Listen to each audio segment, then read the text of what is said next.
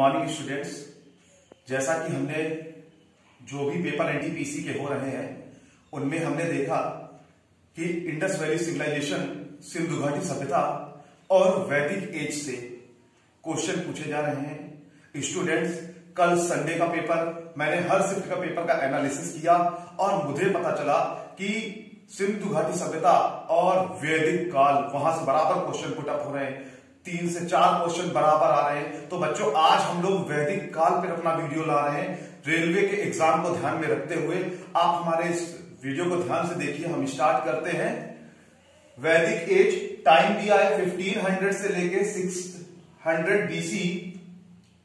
तो सबसे पहले बच्चों हम आपको बताना चाहते हैं, मैक्स मुलर ने बताया था कि जो आर्य थे, आर्य लोग हमारे देश में, क्योंकि पहले भारत भी एक एशिया का एक क्षेत्र था और एशिया में जो केंद्र था एशिया का, सेंट्रल एशिया, वहां पर कौन रहते थे? वहां पर आर्य रहते थे। आज उस क्षेत्र में Uzbekistan, Kyrgyzstan, Kazakhstan, Tajikistan, Uzbekistan, Turkmenistan इत्यादि देश वर्तमान में है। वहां पर जो आर्य थे, इनका जो क्षेत्र था वो सप्त सिंधु प्रदेश था। आपको बताना चाहूंगा, सप्त सिंधु प्रदेश में हड़प्पा, मोहनजोदड़ो और लोथल का क्षेत्र आता था। वेदास वर कंपाइल्ड बाय वेद व्यास। देखिए बच्चों, वेद जो है उसको संकलित किया था वेद व्यास ने, लिखा नहीं था। आप मेरी बात समझिए, वेद अपौरुषेय है, कहा गया है वेद अपौरुषेय है, यानी वेद को किसी भी व्यक्ति विशेष के द्वारा लिखा गया नहीं है। याद रखिएगा, हमारे ऋषि मुनियों के द्वारा कई साल वनों में भूखे प्यासे तपस्या करते समय जो ज्ञान पत्र में लिखे गए वही पत्र हमारे वेद कहलाए। और बच्चों, हमारे जीवन में, हमारे हिंदू समाज में वेदों का अत्यंत महत्व है। क्यों? क्योंकि कहा भी गया है, मैं कुछ पंक्तियां बोलूंगा। मां वेदों में जो तेरी महिमा कही है, सही है, सही है, सही है, सही।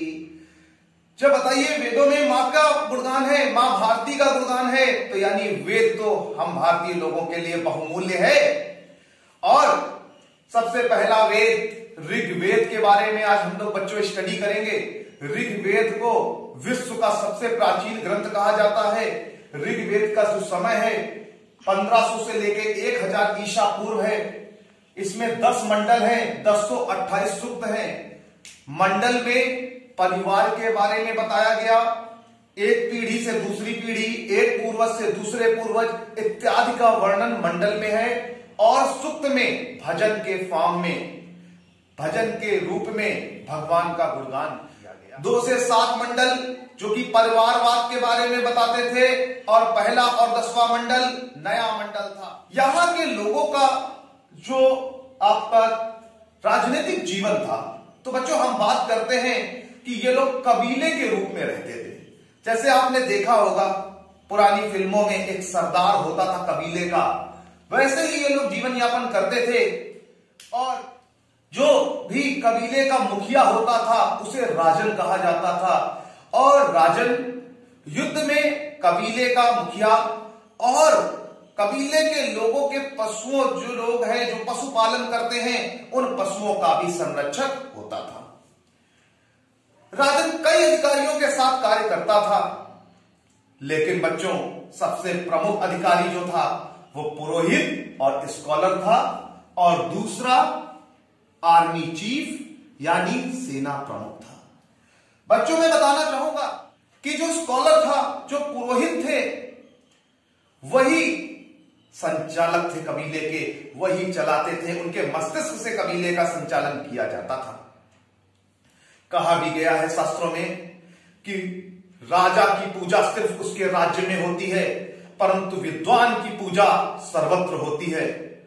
तो बच्चों, जो भी आपके गुरुवर हैं, जो भी आपके अध्यापकगण हैं, जो आपको शिक्षा दे रहे हैं, मैं हाथ जोड़कर निवेदन करता हूं बच्चों कि आप उनका सम्मान करें, उनका अपमान मत करें। क्यों? वही आपके भविष्य निर्माण में मील का पत्थर साबित हो रहे हैं। बच्चों, आपके सूर्या सर आपसे अनुरोध करते हैं चाहे शिक्षक जैसा भी हो, लेकिन शिक्षक भगवान का एक रूपक होता है जो आपको दिन रात आगे बढ़ाने में आपकी मदद कर रहा है। अपना दीपक की तरह जल रहा है, लेकिन अपने बच्चों को प्रकाशित कर रहा है कि हमारे बच्चे आगे बढ़ें और अपनी मां भारती की सेवा में सहयोग करें। तो बच्चों, बात करते हैं, इस समाज में कोई रेगुलर रेवेन्यू सिस्टम नहीं था, कोई कर की व्यवस्था नहीं थी। अगर आपके खेतों में अनाज ज्यादा होता है तो आप अपनी स्वेच्छा से राजन को उपहार में दे सकते थे, लेकिन राजन कभी आपसे कोई भी उपहार मांगने की प्रवृत्ति नहीं रखता था। बच्चों, बात करते हैं बच्चों सामाजिक जीवन की। तो सामाजिक जीवन में पिता परिवार के मुखिया होते थे, यानी जो मामले आते थे वो पिता ही तय करते थे कि इस पे क्या सही है क्या गलत है। वर्ण सिस्टम की बात करें तो बच्चों, ब्राह्मण, क्षत्रिय, वैश्य और शूद्र, ये जो 4 वर्ण हैं, ये गाय माता के द्वारा बताए गए थे वेदों में। ब्राह्मण का जन्म गाय के मुख से हुआ तो उनको काम दिया गया शिक्षा ग्रहण करना और लोगों को शिक्षित करना। क्षत्रिय, मां गाय के भुजाओं से जन्म हुआ तो इन्हें काम दिया गया समाज की रक्षा करना। वैश्य का जन्म गाय माता के उदर से हुआ तो इन्हें काम दिया गया संसार का भरण पोषण करना। शूद्र का जन्म गाय माता के पैरों से हुआ तो उन्हें काम दिया गया कि आप इस समाज की सेवा करेंगे। इस प्रकार से हमारे यहां 4 वर्ण सिस्टम जो बताए गए, जो ऋग्वेद में बताए गए। आश्रम व्यवस्था, ब्रह्मचर्य, गृहस्थ, वानप्रस्थ और संन्यास। बच्चों, ब्रह्मचर्य क्या होता है? जब गुरुकुल में विद्यार्थी गुरु के पास शिक्षा ग्रहण करते थे और आश्रम में रहते थे, वो समय ब्रह्मचर्य कहलाता था। 18 वर्ष या इससे ऊपर की एज होती थी तो गुरुवर उसे उसके राज्य में भेज देते थे कि आपकी शिक्षा पूरी हो गई है, अब आप अपने राज्य का कार्यभार संभाले। तो गृहस्थ जीवन में विद्यार्थी का विवाह हो जाता था और वो अपनी घर गृहस्थी को संभाल लेता था। 50 वर्ष की आते आते उसे पता चलता था कि ये सब मोह माया है, वो सत्संग में लीन हो जाता था, प्रभु के ध्यान में लीन हो जाता था। और 50 साल के बाद का वो समय जब व्यक्ति अपना घर द्वार सब कुछ त्याग कर ज्ञान की खोज में निकल जाता है, उसे बच्चों संन्यास कहते हैं। हम बात करेंगे हमारे हिंदू समाज में विवेकानंद स्वामी जो एक सन्यासी थे, सन्यासी रहकर हमारे हिंदू समाज का विश्व में जो गुणगान किया उन्होंने, जो उन्होंने बताया, हम सबको बच्चों उनके आदर्शों, उनके बताए हुए विचारों पर चलना चाहिए। तो आज के हमने वीडियो में ऋग्वेद के बारे में अध्ययन किया। आगे हम एनटीपीसी से संबंधित और अच्छे वीडियो लाते रहेंगे। हमारे बच्चों का पेपर क्रैक होगा, हम लोगों की मेहनत सार्थक होगी, हम सब मिलकर मेहनत करेंगे और इंडियन रेलवे में अच्छे पद पर चयनित होंगे।